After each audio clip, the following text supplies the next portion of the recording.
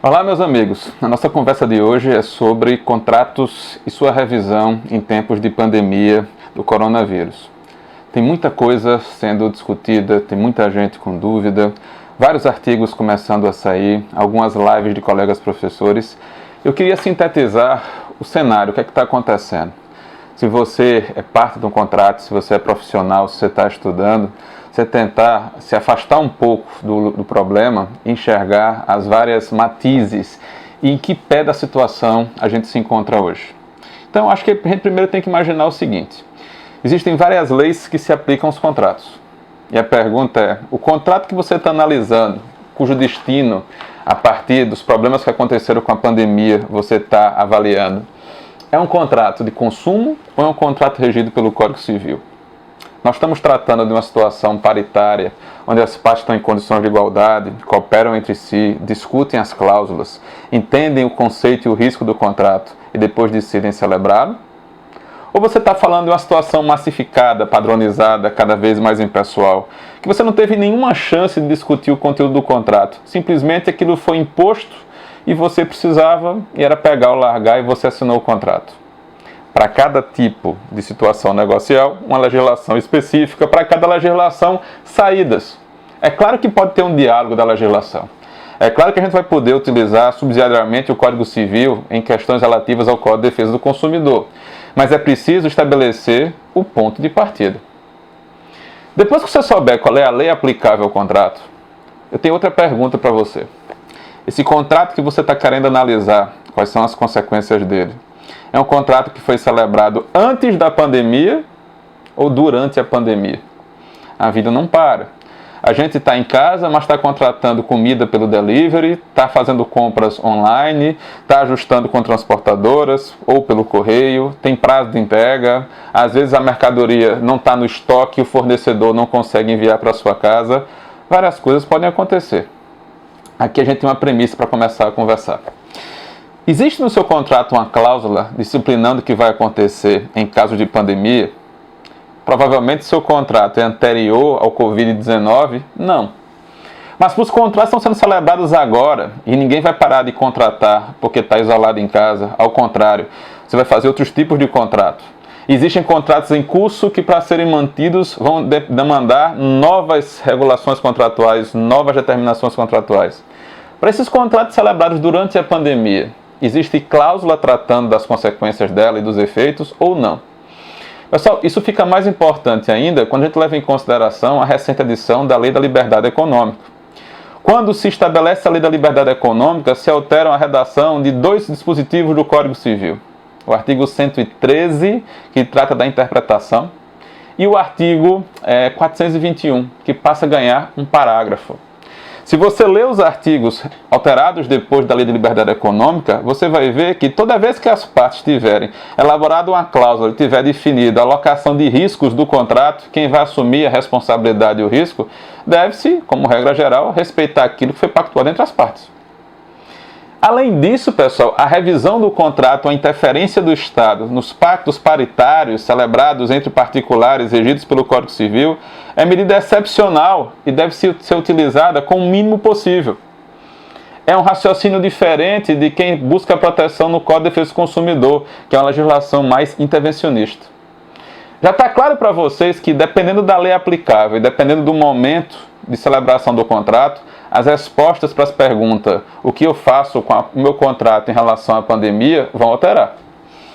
Eu não tenho uma resposta padrão única para todo e qualquer tipo de contrato que se aplique para você indistintamente, para contratos antigos, para contratos novos, para contratos no Código Civil, para contratos no CDC. Tire isso da cabeça. Não tem uma solução mágica milagrosa. É necessário analisar as circunstâncias do caso concreto. E não é só isso. A gente tem que levar em consideração, pessoal, os efeitos da pandemia especificamente no seu contrato.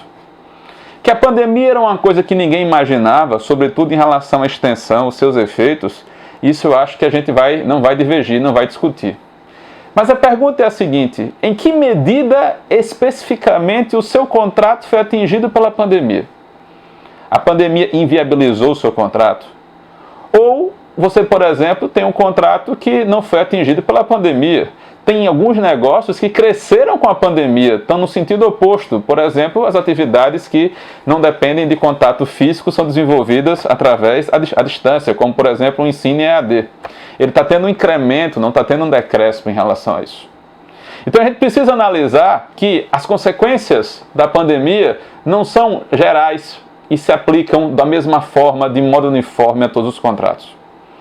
Pessoal, com a premissa da legislação aplicável, com a premissa do momento que você celebrou o contrato em relação à pandemia, fazendo uma linha do tempo, e com a premissa de você não tentar pegar a pandemia e imaginar que os efeitos dela valem uniformemente para todos os contratos, a gente pode passar para mais uma etapa.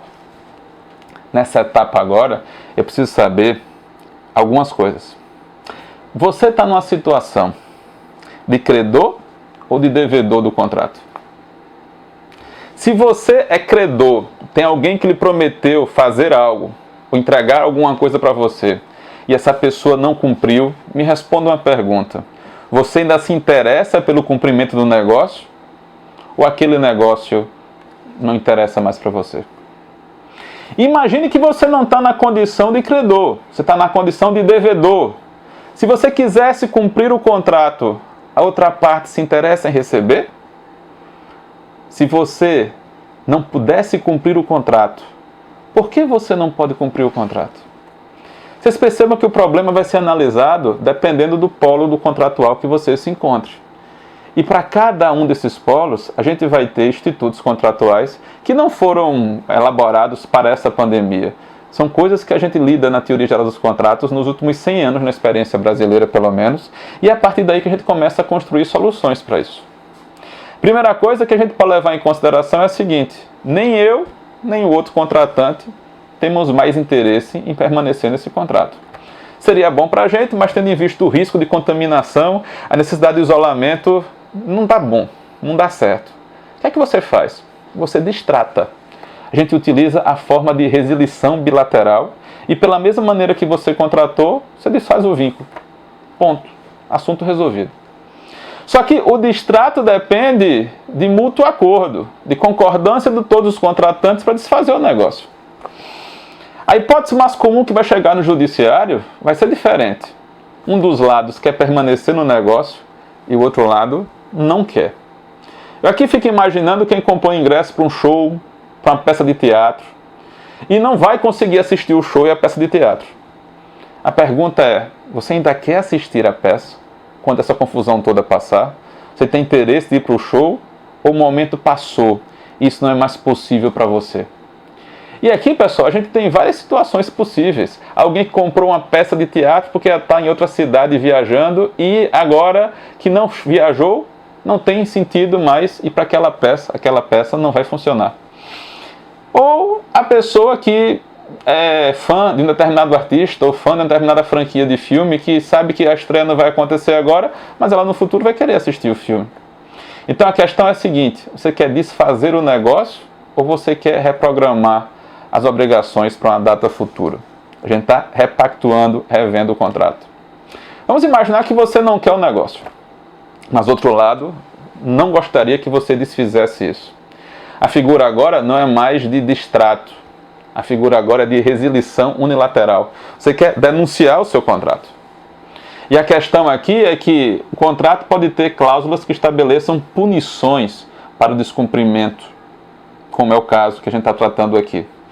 A gente está vendo isso em relação às companhias aéreas, com a medida provisória específica sendo editada para estabelecer duas possibilidades de resolver o problema. Ou a remarcação, concreto, ou o reembolso, mas daqui a 12 meses ou em até 12 prestações das parcelas, respeitados os contratos que podem incidir multas por conta do desfazimento do negócio. Então, pessoal, a gente pode desfazer o negócio voluntariamente, e os dois concordam. Um pode querer desfazer o negócio e o outro não quer desmanchar o negócio.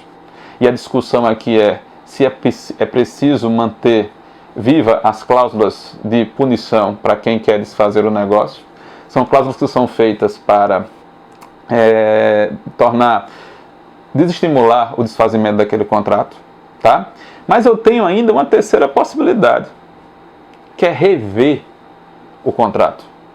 E aí, pessoal, a grande questão é que a revisão do contrato, quer você utilize a teoria da imprevisão, quer que você utilize a teoria da alteração das circunstâncias, ela tem requisitos específicos, que são diferentes no Código Civil e no Código de Defesa do Consumidor.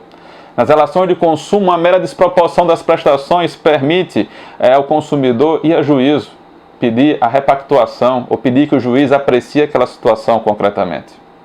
Já no Código Civil, eu sempre comparo o artigo 478 a uma verdadeira corrida de obstáculos. Por que eu estou me referindo a uma corrida de obstáculos?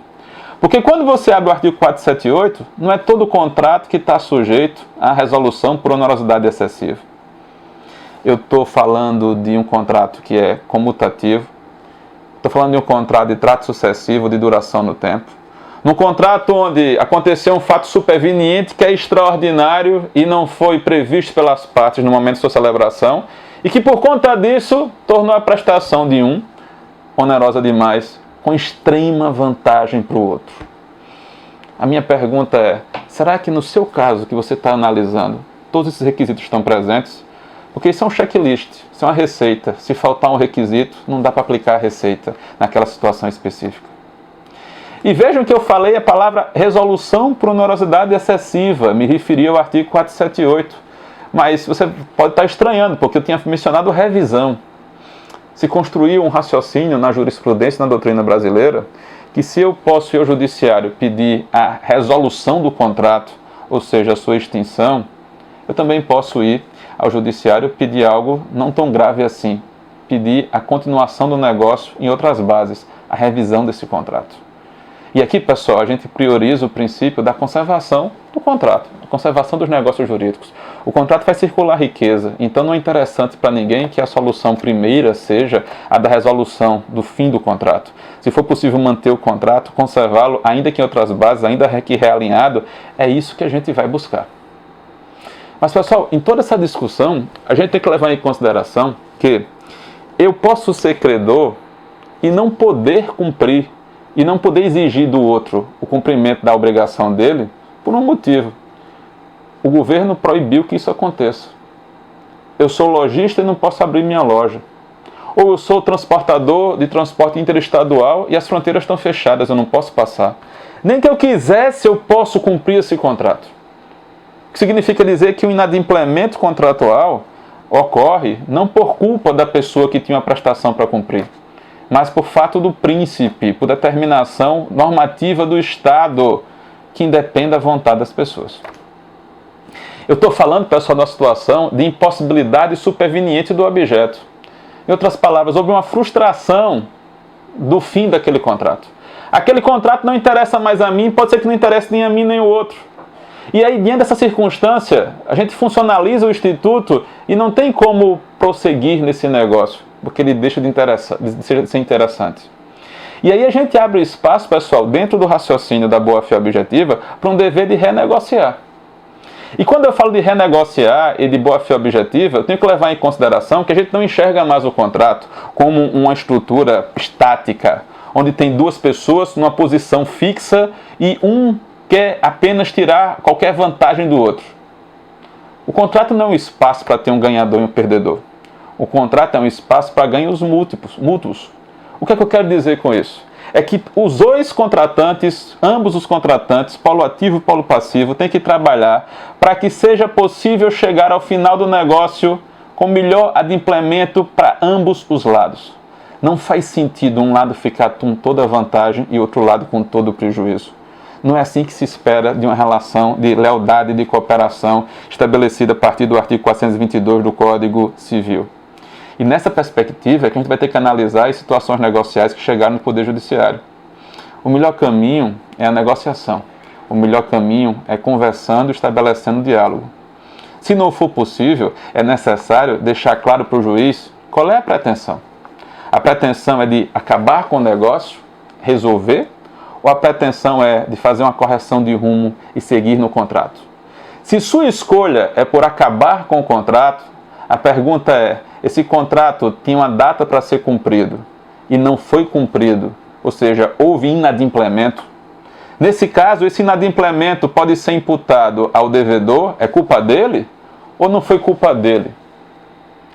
aconteceu um evento de força maior, algo imprevisível, algo inevitável. Pessoal, quando a gente desloca a discussão para eventos de força maior, a gente sai um pouco do âmbito dos contratos e passa para o âmbito da responsabilidade contratual. A força maior é um excludente, ela não está relacionada exatamente à conduta, muito mais ao nexo causal. Eu estabeleço para o juiz que aquele negócio não chegou ao fim que foi estabelecido pelas partes, não por algo imputável ao que eu fiz ou deveria deixar de fazer, mas sim por algo alheio, externo, um fato natural que interfere com o que as partes pensaram, planejaram para aquele negócio. Em geral, quando se alega força maior, houve inadimplemento negocial. E a partir do inadimplemento negocial, só resta discutir perdas e danos. E a discussão é se o devedor do negócio deve arcar com esse prejuízo ou simplesmente resolver o contrato. Resolver como o contrato? Resolver voltando as pessoas para o estado anterior e se eventualmente houver algum pagamento, os valores vão ser devolvidos. Aqui eu estou falando de outra teoria, eu estou falando da frustração da causa do contrato.